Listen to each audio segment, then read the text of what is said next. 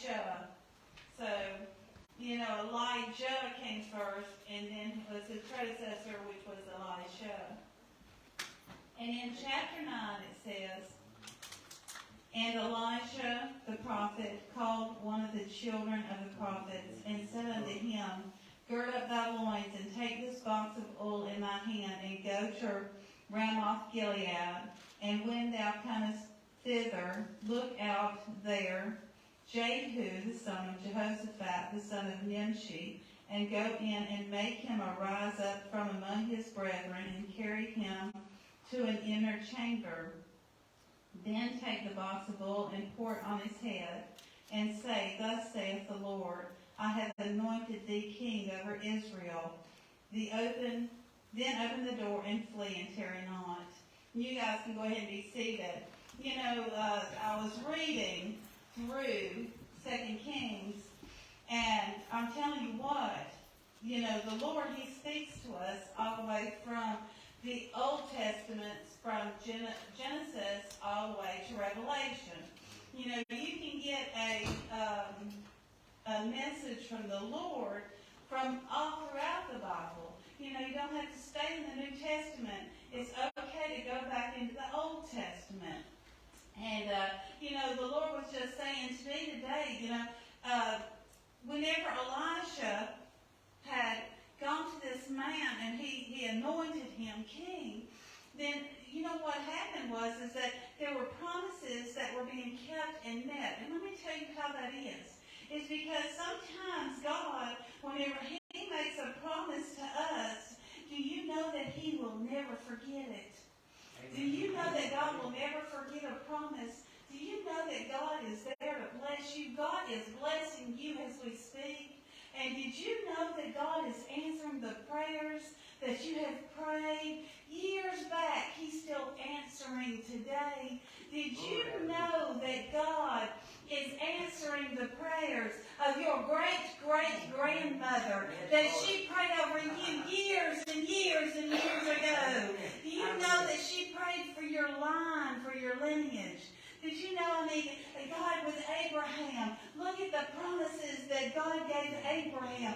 And they didn't quit, and they're not going to quit, and they're going to be there until Jesus comes back. And until we're standing there like a sea. I'm telling you, the sands of the sea, there we are. And there's His promises to Abraham. We serve a mighty God, a good God that listens to us. And He wants to hear us. He wants to hear what our problems are. He wants to hear what it is that He can do for us today. What is it that we need from God? I'm telling you, do you know that you can just go to God and He will hear your prayers? Amen. And He will answer you. Amen. He will answer you. Well, here we go further on. Y'all can stay seated because I'm going to skip around a little bit. So now He's king over Israel. And here we go down into the 7th chapter. And this is a prophecy that's going out. It's going out. And it says, "And thou shalt smite the house of Ahab thy master, that I may avenge the blood of my servants, the prophets." So the Lord is saying, I'm gonna have vengeance on my prophets. Now, who was it that He was saying? He said, who? Ahab. He said, so I'm going to avenge the prophet's blood from what Ahab had done. Y'all remember who his wife was? That's Jezebel. Jezebel's husband. So God's saying, hey, Jezebel, you run amok. You run amok, but I'm coming back now. And God's going to take care of His promises because He's going to take care of His people, right? All those people that Jezebel had murdered. And Elijah was on the run back then, worried for his life that she was going to take his head. And the season of Jezebel is over in these scriptures. God is going to take care of His people. And it says, I may avenge the blood of my servants, the prophets, and the blood of all the servants of the Lord at the hand of Jezebel. For the whole house of Ahab shall perish. So the Lord is even a promise there too to the wicked, does he not? I'm telling you, he not only gives a promise to the ones who are going to do his will, to his prophets, to his people, but he'll also take care of the evil ones too. And it says, and I will make the house of Ahab, which is Jezebel's husband, like the house of Jeroboam, the son of Nebat, and like the house of Baasha, the son of Elisha, which is different, or this is Ahiah, sorry. And the dogs shall eat Jezebel in the portion of Jezreel, and there shall be none to bury her. And he opened the door and he fled. Now there will be none that can save her, right? The Lord says, hey, we just made you king, and this is your job. You're going to go out there, and you're going to take care of business. You're going to go out there, and you're going to avenge the blood of all my prophets that were slain. You know, if you read a little further on, they even took pregnant women and ripped them apart. You know, it wasn't pretty, and God sees that, and he understands that, and he's going to bless you because you've been through something. He's going to bless you because you've been through a hard time. You know, God, I'm telling you, Satan likes to oppress. He likes to oppress and press and press and press and press you down. But God is going to take you and press you, does he not? Do you not go through times of pressing? I mean, we've been going through a hard time with my family. Today was the last day that we could be on the property of my parents. It was sold. I'm telling you, it's been a hard time, a hard road for me and my brothers and my sister. Tonight, I'm telling you, I ain't going to give you all the details, but it's as bad as you can imagine. It's a cold night out there tonight. And some of my brothers, I mean, they're not in the same shape that we're in. We try to be there as much as we can for one another and try to hold together as a family. But you know what? Sometimes there comes a time of pressing that Satan will do, right? And he hurts you, and he comes against you, and brings fear on you. And he's like, Sherry, this ain't going to get taken care of. This ain't going to get taken care of. You know, your brother's going to be out in cold. This is going to happen. But right there at the very last, he found a camper. He found a nice camper. He's going to get all this stuff. He's getting everything together. Because, you know, they were trying to move his house in time, but everything fell through. And I'm thinking, oh, the pressing, depression, oppression, hurt, anguish, stand up at night, praying, God, help me. God, help my family. God, get us through this time. Get us through this time. It wasn't just him, it was other family. There were two going through it. And I'm saying, God, help our family. But do you know, right down at the stroke of midnight, tonight is midnight, they can't go up there and get no more of their stuff. Well, guess what? They got their stuff. They're going to have a place to go. At the stroke of midnight, God takes care of your problems. At the stroke of midnight, he's going to sit here and he's going to take care of you, Charles. Because why? Because you've been there. A good servant for God. You know, it matters what you do. He's not going to do that for Jezebel. Now, Jezebel, what's going to happen to her? The Bible here says that you are going to be eaten by dogs. You're going to die, and you're going to be eaten by dogs. They ain't even going to be able to find you, really, to identify you. They ain't going to be able to bury you. And then he says, not only that, I'm going to kill everybody you got. You don't want to play around with God. You know? But just like tonight, I think of my mom and my dad and how they were so faithful to this church. And they sat back there on those back pews, coming faithful for God. And do you think God would let those children go tonight? Do you think God would let them go? Do you think God would not listen to those prayers that they came down here to this altar and prayed year after year after year? God heard their prayers. God hears your prayers. He understands your heart. He knows what you're going through.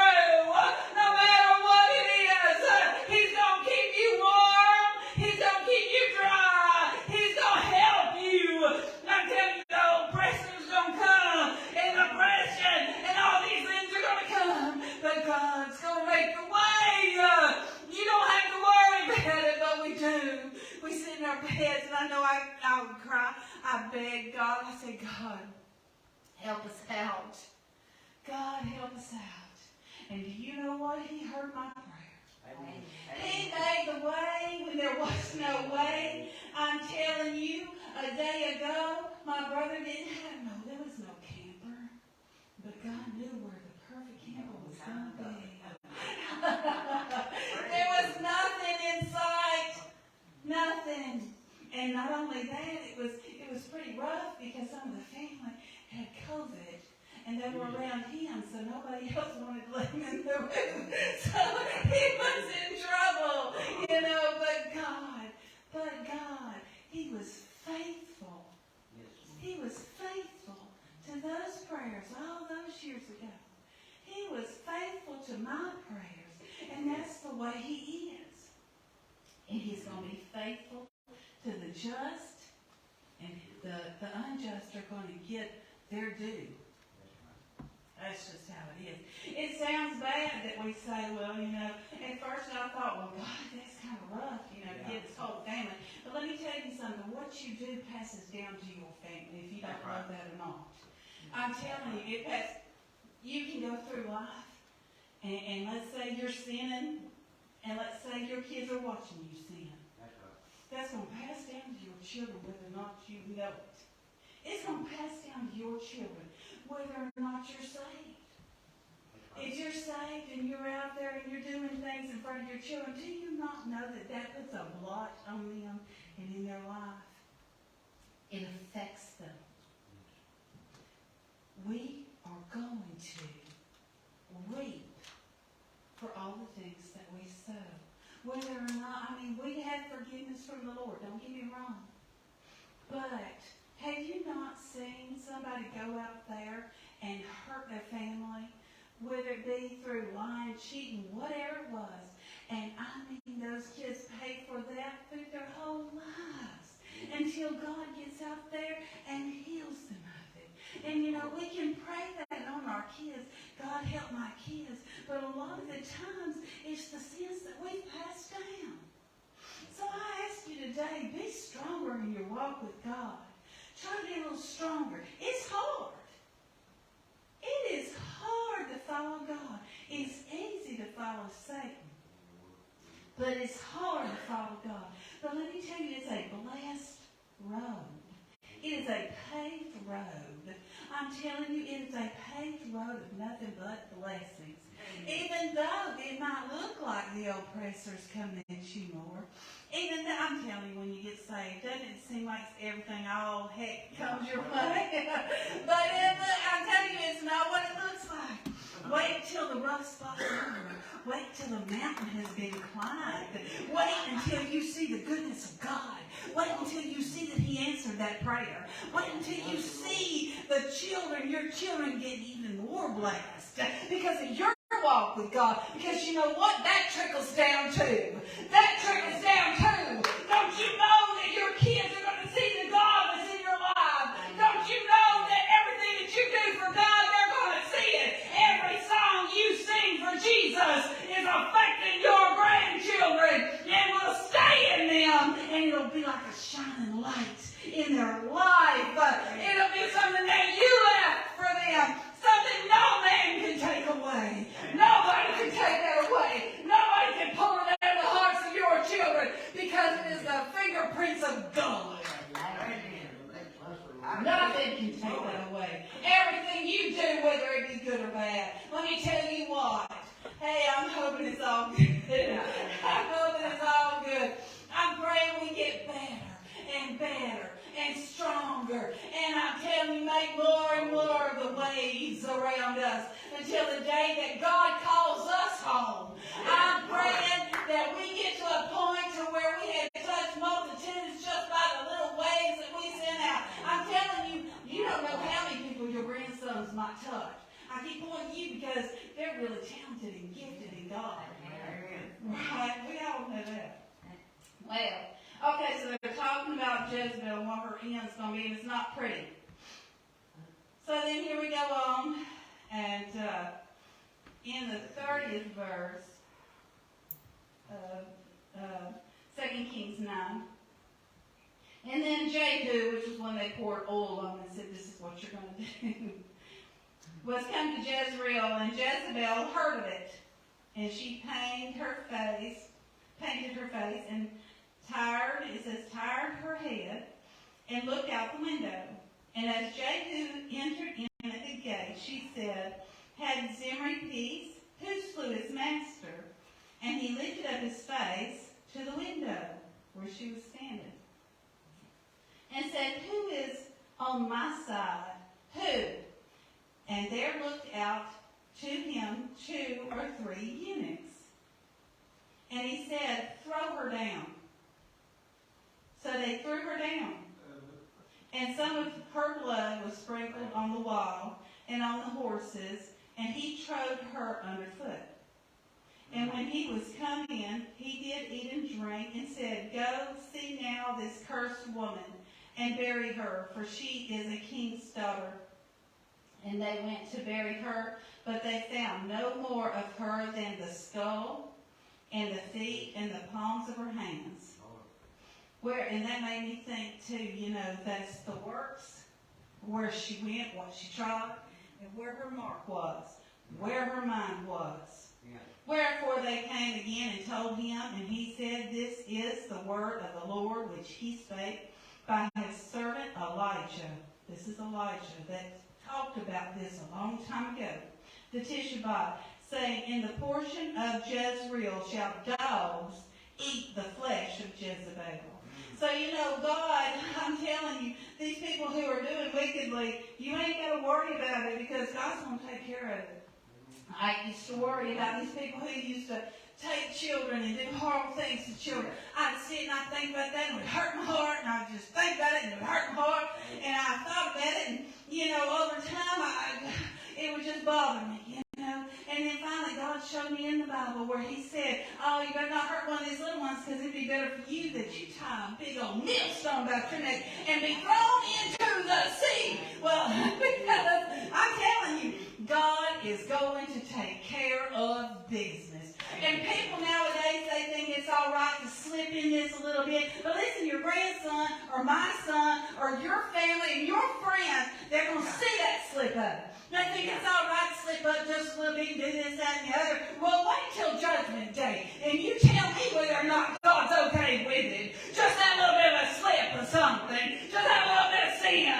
Just that little bit of a problem. No, it's not okay. Listen, there are people watching you. Not only people watching you, but God is looking up. He's looking up to you and saying, I need you. Just like Jehu. He said, hey, Jehu, this is where I'm sending you. Yeah. And when he got out there, I'm telling you, he didn't have to kill Jezebel. There was people around him, they knew him. They knew what was coming. All he said was, is there anybody on my side? And that's just like when it came to all those children of theirs, right? They had all these children, I believe it was 70 children. They had all these children there, and I'll go over here and I'll read that to you. Because, a lot of times you ain't even got to do the work. God's going to go ahead and set it up for you. Okay, let's see.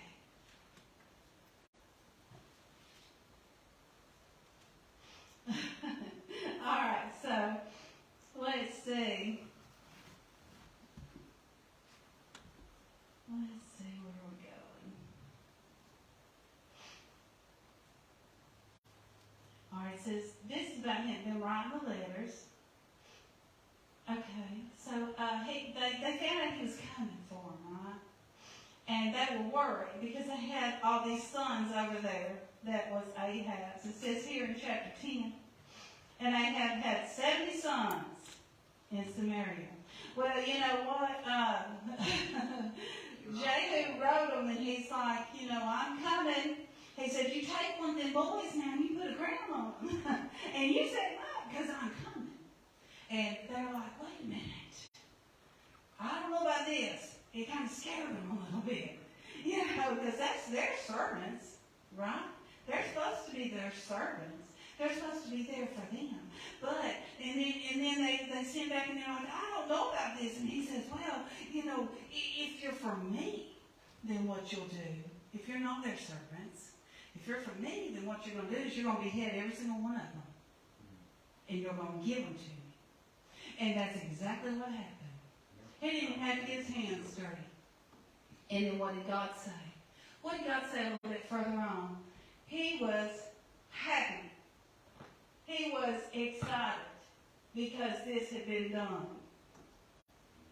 Further on here, in the 30th verse, it says, And the Lord said unto Jehu, Because thou hast done well in executing that which is right in mine eyes, and hast done unto the house of Ahab according to all that was in my heart, thy children, now listen to this, thy children of the 4th generation shall sit on the throne of Israel.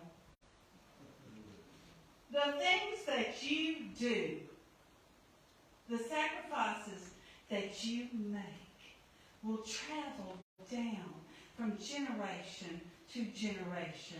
You know what? Jehu might not have understood. He might have thought, because I was thinking about that. I thought, well, that's kind of harsh. Just like I thought about those kids, and about all that stuff and those perpetrators. And the Lord showed me one day, there will be a hell. And if those people don't change themselves, if people don't change themselves and change their heart and change who they are and ask God to forgive them and get into real relationship with God and get really saved, then what's going to happen is they're going to split hell wide open. It ain't going to, and you know what? That little bit of trickle of this and trickle of that, everybody's saying this is okay and that's okay. Not even a tiny bit's okay. Not with God. Because when He comes back, He's coming back, let me tell you. He's coming back and He is coming to divide is what He's coming to do. He's coming to take the bad and listen, they're not getting in. They can knock on the door. They can try to climb over the walls. They can't get in. And there's a reason for that. This nasty stuff that's going on, God's not pleased with it. And God's heart is not something that we can try to question. But listen, when I look at the bad, dark side of sin and what it really is and where it really goes, it's destruction, it's pain, it's depression, I'm telling you, it's oppression. Come on. It's horrible what Satan does. Yes. You just look at the Holocaust and everything that went on for the Jews. You look at these things and just think of it through God's eyes. Because we know the Jews will heaven. Just think of it back in that day. And God says, I've had enough women ripped apart, put in these places, these children murdered. I've had enough. Well, let me tell you what. That word of I've had enough is going to come to fruition. That word I've had enough is coming. And it's coming soon like a train down the track. Can't you hear it? I've had enough. Come on now. It's time for you to go and get my children. I've had enough. Even just the tiniest little things that we do. The littlest little things that we do. The little slip-ups that we make. Let me tell you, it will trickle down. It is a ripple effect. Just like all the positive things that you do for God. Listen, we're human. We make mistakes. Those mistakes that we make, we need to make them less and less. We need to be conscious of it. And say, I'm not letting that go down my line. I'm not letting that go down my neighbors. I'm not letting that go through my church. I'm going to control this. I'm going to control this. Blessings and cursings. I choose the blessings. Because let me tell you what, God's an on-time God. And if you're faithful, it does depend on who you are. Because Jezebel didn't have a pretty